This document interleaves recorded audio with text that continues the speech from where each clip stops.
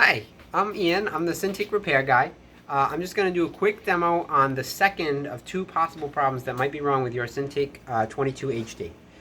So I just did a video where the problem was the main board and we replaced one of the transistors. Now if you have done the cable disconnect test and you've gotten the backlight to light briefly, then that means the issue is going to be on this display board. Okay, this one's just an example board that I pulled off a dead machine, like a very dead machine. And so if you did the thing where you disconnect this cable, you plug in the power, and you get a flash, then you got to go to this board.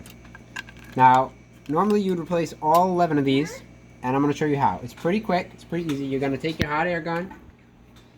You're going to go right up to the capacitor that you want to replace. You're going to, ordinarily there's going to be a little sheet of metal. You're going to fold that back as best you can and put some kind of paperweight on it, okay? I use these old dead iPhones.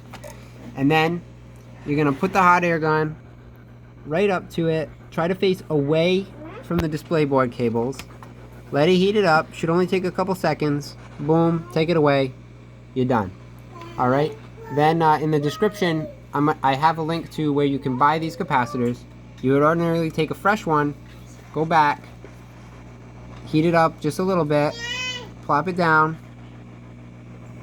get it in there good. And if you want to, you can go back over it with a soldering iron and just touch up the blobs on each end real quick.